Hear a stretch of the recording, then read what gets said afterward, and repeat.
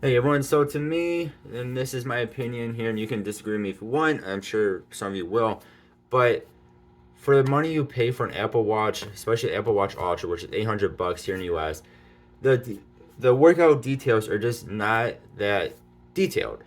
Especially if you compare to a actual more of a known for workouts more than a smartwatch brand like Garmin here, which again is more, this is more workout oriented, where this is more smartwatch oriented. This gives you so many more details though for your workouts than what this gives you. So I have two examples here. One is for the elliptical, and one is for traditional strength training. So showing this first off here on Garmin's app, for and I had the Phoenix 6X, but you can get the same things on their watches that cost, you know, 300 bucks, or some even cost less. So like this is for the elliptical. I can come in here and I can edit a whole bunch of different details, including the distance. Yeah, I'll show it off here. You can trim it. You can change the distance here to match whatever the elliptical says. You can put in how much time you actually spend doing it, the time of day, the date, a whole bunch of different things, notes, a whole bunch of different stuff.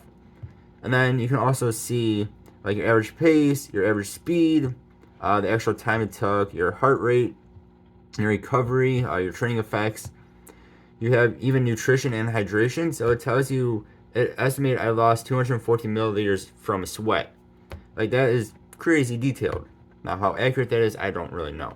But it gives you so many good details here. And you can also see like the training effect here. You see your heart rate. Get out of the way. Heart rate there. I mean temperature, which is going off the watch, which is on accuracy because it's going off of the watch, and when you're working out, of course you're getting hot, and it makes the watch think it's hotter than it is. But it just gives you so many details, and it's so very nice. Whereas you look at the same thing with the Apple Watches, you get workout time, you get your calories, your heart rate, and then segments if you did that, and then heart rate graph down there. It also shows you where you were, and then for some reason it tells you the outside temperature and humidity outside, even though you're doing ellipticals inside. That bit's a bit weird, but you do not get a lot of details, especially compared to like the Garmin here. And yes, I do understand there are a crazy amount of apps you can download for the Apple Watch, but like, you have to pay for a lot of them, and a lot of them seem to be subscription based. And then they're just, to me, they're just not as nice as the base Garmin's app. And one more example here is traditional strength training, is what they call it. Garmin just calls it strength training. Again, the details here are just not very detailed. So you get workout time, again, calories. So basically the same exact information you got with the elliptical. Heart rate, but this one does not tell you, the map doesn't give you a little map of where you were, or the outside temperature, humidity, whatever. So again, this is just very basic. Hit show more, it doesn't really show you anymore. It just shows you the bigger graph. Again, there are apps you can subscribe to that you can see a lot more details for. You can put in automatic rep counting, or put in reps, you can put in weight. But again, you're paying extra for those. A lot of them are subscription based. And what my base thing with those are, at least from what I have seen and read, is that you have to input your workout, the entire workout into your watch, and then do the workout. Then it'll give you the reps and stuff. Where if Garmin, I can go and do whatever exercises I want to, and in between each exercise, I can input the reps and the weight. I do not need to go through a specific workout plan. Like this, you have to pretty much put in your entire workout plan and then do it. This, I can do whatever workouts I want. I can be a bit more spontaneous, if you will. So again, show off the details here on Garmin side. So one, you get this really cool muscle map. Shows you what muscles you were working depending on what exercises you did. And then you can hit each individual exercise, and it shows you specific muscles that you're working out for that specific exercise. Again, it shows you every single exercise you did. Now, this is, I did not change any of this. I did not edit any of this, which you can do afterwards. it shows you what it thinks each exercise you did was, and it is not very accurate most of the time.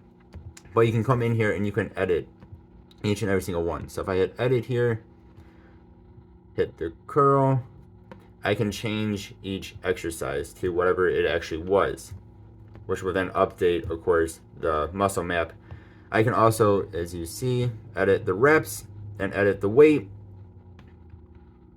You can even edit the time. Again, in between each exercise you do, individual exercise you do, you can edit the weight and the reps on the watch itself, but it does do automatic rep counting. And it's decently accurate. Sometimes you have to change it, but it's pretty accurate. Again, though, it just gives you so many more details than what the Apple Watch gives you. And this is on its base workout app, if you want to call it an app on the Garmin. I'm not sure if you really call it an app or not. But again, you can also see the heart rate. You can see your training effect. You see all this stuff. Again, estimated sweat loss, just like with the elliptical. So many more details here. It's just crazy how much detail Garmin gives you. And you can get all this stuff on a way cheaper Garmin too. You do not need the Fenix line like I have here. Where again, on the Apple Watch, you just do not get as many details unless you want to pay extra for them. And even then, to me, it's just not as good as the straightforwardness of Garmin. Now, of course, there are things that Apple does way better than Garmin. And that will be the smartwatch features, like being able to reply to text, completely text people on your watch here. You can answer phone calls on it, which you cannot do unless you get the Garmin Venue 2 Plus, I believe. There's a lot of smartwatch features you can do on this that you cannot do on most Garmin's. But if you are somebody who, like me, cares more about the exercise part of a smartwatch, Garmin is definitely more detailed than Apple is. But if you care more about the smartwatch side of a smartwatch or fitness watch, whatever, then Apple is going to be where it's at. But this is just so much more detailed than this is for exercising.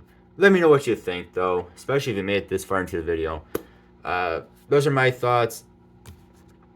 And again, you can get all this stuff on a way cheaper Garmin than what this one is. So thank you guys for watching. Let me know what you think. As always, I really do appreciate you. Hope you have a good one. I'll see you next time. Goodbye.